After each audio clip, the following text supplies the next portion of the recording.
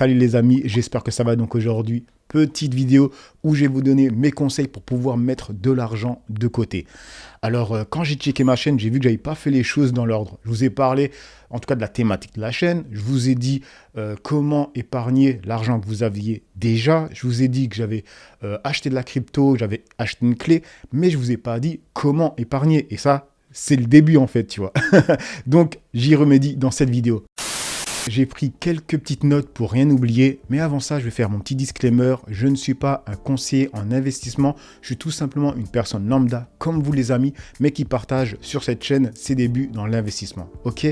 Alors, première règle que j'applique depuis toujours, c'est vraiment une règle. Après, les choses que je vais dire dans cette vidéo, c'est pas des choses qui vont révolutionner l'épargne, hein, tout simplement, c'est vraiment la base. Dans cette vidéo, prends-la plutôt comme un petit rappel, tout simplement. Moi, j'aime bien faire toujours le parallèle avec la musculation. C'est que dans la musculation, il y a des bases, des exercices de base, il y a la diète de base. Tu pourras faire tout ce que tu veux, les choses les plus fun que tu peux retrouver sur Internet. Tu vas retourner toujours sur les exercices et les diètes de base. C'est ce qui fonctionne vraiment. Tout le reste, c'est de l'enfantillage, c'est pour te distraire. Alors, dans l'épargne, l'investissement, c'est la même chose. Il y a des bases. Cherche pas à prendre des raccourcis, tu vas te rater, tu vas perdre de l'argent, ok? Alors, règle numéro 1, et je pense que si tout le monde appliquait cette règle, tout le monde serait à l'aise financièrement. Je dis pas que tout le monde serait riche, mais tout le monde serait en tout cas à l'aise financièrement, ne serait pas endetté, etc. La première règle, c'est de vivre en dessous de ses moyens. Tu vas me dire, oui, mais c'est facile de dire ça. C'est facile de le dire. Tu as envie de dire aussi que c'est facile de le faire, mais ça n'a pas l'air si facile quand tu vois les gens, comment ils vivent. Moi, c'est ce que je fais depuis toujours. Et dire que tu vis en dessous de tes moyens, ça ne veut pas dire que tu vis mal, en fait. Alors, la première chose que j'ai notée, c'est tout simplement de ne pas, ce que je viens de te dire, utiliser ton découvert autorisé. Fais comme si tu n'en avais pas. Parce que comme je te l'ai dit, c'est une chose qui va t'amputer le mois d'après. Et voilà, effet boule de neige, ça va être sans fin. Donc, n'utilise pas ton découvert autorisé, vis en dessous de tes moyens. Ok? Et comme je le répète, vivre en dessous de tes moyens, ça ne veut pas dire ne pas vivre. Parce que souvent, quand j'explique aux gens de comment épargner, la phrase qui vient automatiquement, c'est hey, « mais j'ai envie de vivre. Hein. » Oui, mais tu peux vivre sans être obligé de dépenser dans des choses qui, honnêtement, ne vont rien t'apporter. Après, c'est à toi de voir à quoi tu aspires vraiment, tout simplement, sérieusement. Si c'est ce que tu veux faire maintenant, ok. Mais quand tu vas arriver à un âge comme le mien, ne viens pas rager sous les vidéos de personnes qui ont réussi, ne viens pas dénigrer ce que des personnes ont fait parce qu'ils se sont pris en avance. Et maintenant, on va aller sur le deuxième point que j'ai noté, c'est tout simplement de regarder les entrées et les sorties d'argent. Ok? Donc, premièrement, l'entrée, c'est tes salaires. Ensuite, les sorties, donc les coûts fixes, que ce soit le loyer, que ce soit la nourriture, que ce soit certains abonnements. Tu notes ce que tu gagnes, tu notes ce qui sort, que tu es obligé de sortir. Quand je dis c'est limite, c'est vital. Alors, la troisième chose que j'ai notée, c'est de essayer de ne pas faire de crédit à la consommation. Je t'en ai déjà parlé avant, mais oui, c'est vraiment une plaie ça. Ne faites pas de crédit à la consommation. Et quand je parle de crédit à la consommation, c'est tout simplement les gens qui font des crédits pour s'acheter un ordinateur, des crédits pour s'acheter un téléphone, des crédits pour s'acheter une télé. Ok? Après, ce que tu peux faire, parce qu'il faut toujours nuancer, moi j'adore nuancer, c'est que tu peux faire un crédit à la consommation si l'objet que tu vas acheter va te permettre de gagner de l'argent. Si demain tu me dis, ok, il faut que je fasse un crédit à la consommation parce que je n'ai pas de liquidité, du coup je vais acheter cet ordinateur, mais cet ordinateur va me permettre de gagner de l'argent. Là, je te dis, ok. Mais si c'est pour acheter un ordinateur et faire du gaming, mais rien gagner derrière, ça ne sert à rien du tout. Tu vas me dire, oui, mais j'ai envie de m'amuser. Mec, à un moment donné, il faut se poser les bonnes questions. Il y a un temps pour tout. On passe maintenant sur l'autre chose que j'ai notée, était tout simplement d'éliminer les dépenses inutiles. Donc, les dépenses inutiles, c'est les restos, les bars, que ce soit les boîtes, partir en week-end, etc. C'est des choses, oui, tu as envie de te faire plaisir, mais c'est des choses que tu vas devoir réduire, voire éradiquer si tu n'as pas assez de rentrée d'argent. C'est la vie, c'est comme ça. On n'est pas tous logés à la même enseigne. Moi, j'aimerais rouler en Porsche, frérot.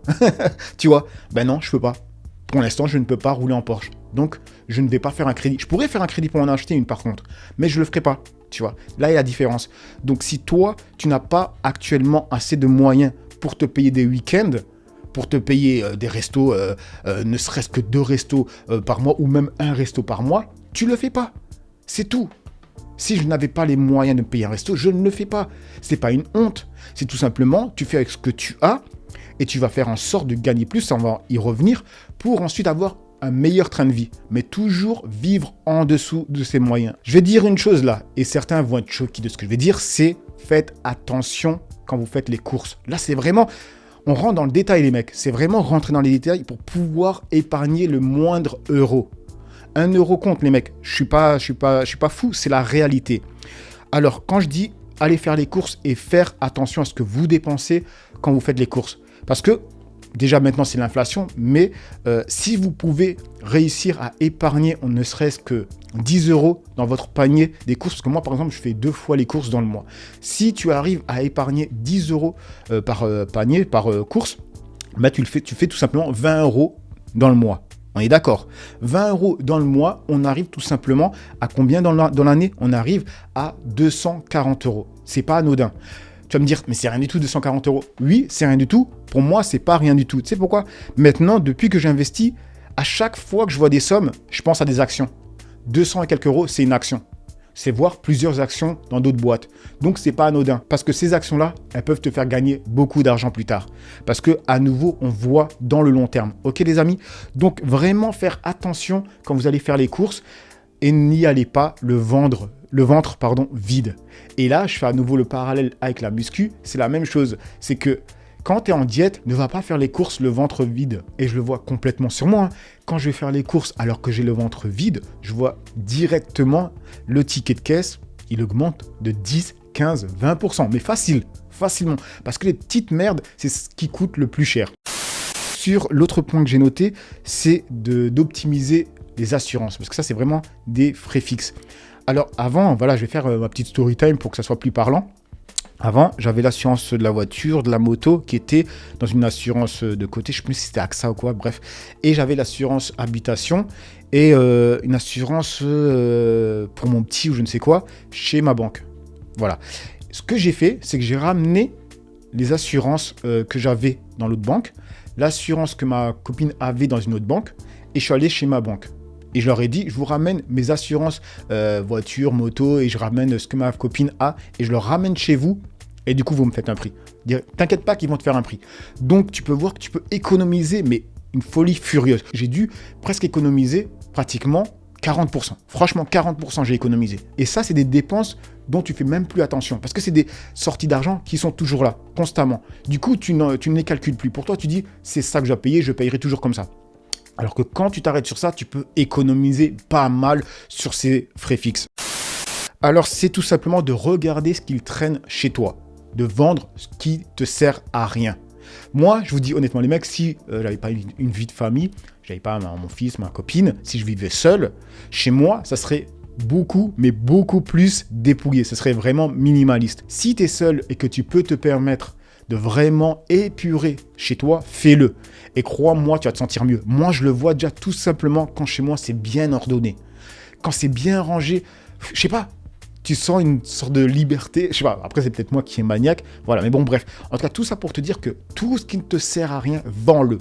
Ok? Même si c'est seulement 10 euros, 5 euros, 15 euros, vends-le. Comme je te l'ai dit, le moindre euro compte. Parce que le moindre euro, accumulé, ça peut être des actions que tu achètes. On passe maintenant sur l'autre point que j'ai noté qui était tout simplement de ne pas utiliser la carte bancaire. Vraiment de limiter l'utilisation de la carte bancaire. C'est de tout simplement retirer de l'argent liquide. Tu sais que tu as besoin de cette somme pour un mois par rapport à plein de petites dépenses. Et peut-être, voilà, tu te rajoutes des petits plaisirs si tu peux le faire et que ça reste dans le délire de vivre en dessous de tes moyens. Ok? Mais en tout cas, tu prends du liquide. Tu laisses dans notre tiroir si tu veux et à chaque fois dans ton portefeuille, tu mets ce que tu as besoin pour la journée. Basta. Et c'est la même chose pour les courses. Tu mets dans ton portefeuille ce que tu as besoin pour faire les courses. Du coup, tu ne pourras pas dépenser plus. Parce que c'est pas en se disant je suis motivé que ça va fonctionner. Non, c'est en appliquant des habitudes. C'est comme ça que ça fonctionne. C'est pas autrement, les mecs. La motivation, c'est une émotion qui vient et qui repart. Les habitudes, c'est des choses que tu appliques et que tu fais automatiquement, même quand tu n'as pas envie. Comme le taf, tu vas travailler, parfois, tu n'as pas envie d'y aller, mais tu es obligé de le faire parce que tu as besoin de l'argent. Dernier point que j'ai noté, c'est quoi? C'est faire un revenu complémentaire. Mais par contre, ça, je l'ai noté, mais je vais pas vraiment m'étaler dessus parce que je vais faire plutôt une vidéo où je vais vous dire en tout cas toutes les choses que moi j'ai appris sur Internet pour faire de l'argent. Et les mecs, c'est réel. Moi, j'ai aucun diplôme. Sachez-le, j'ai aucun diplôme. Et si je vous dis tous les tafs, parce que c'est des tafs, mine de rien, que je peux faire à l'heure actuelle, pour lesquels je peux être payé, vous allez être choqués les mecs, vous allez être réellement choqués. Et tout ça, je l'ai appris sur Internet. D'accord? Donc vraiment, essayez de trouver un revenu supplémentaire, si le vôtre ne suffit pas. Et maintenant, tu vas me dire, oui, mais comment, j'ai déjà un taf, etc. Maintenant, je vais te donner mon exemple. À nouveau, moi, premièrement, j'ai un taf IRL. Tous les jours, je me lève à 4h30 du matin, du lundi au samedi inclus. C'est-à-dire que mon seul jour de repos, c'est le dimanche. Je commence à 6h, je finis vers les midi, 1h de l'après-midi. D'accord les mecs? N'oubliez pas que j'ai une famille, j'ai une copine, j'ai un fils. C'est-à-dire que quand je rentre, je mange, je fais une sieste. Quand je me réveille, automatiquement, si j'ai des vidéos à faire, je les tourne.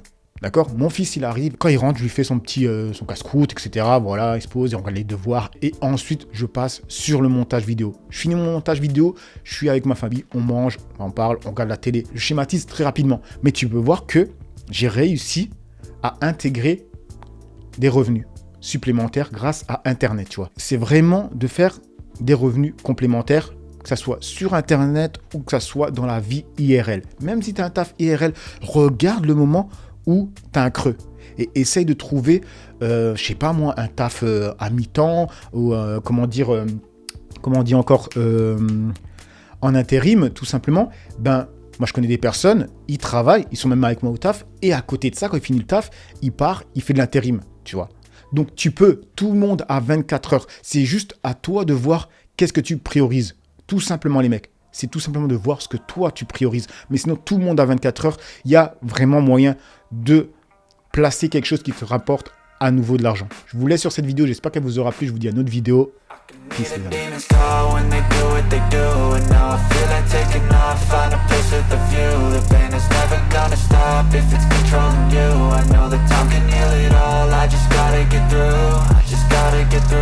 I just gotta get through, 'cause I feel like taking off.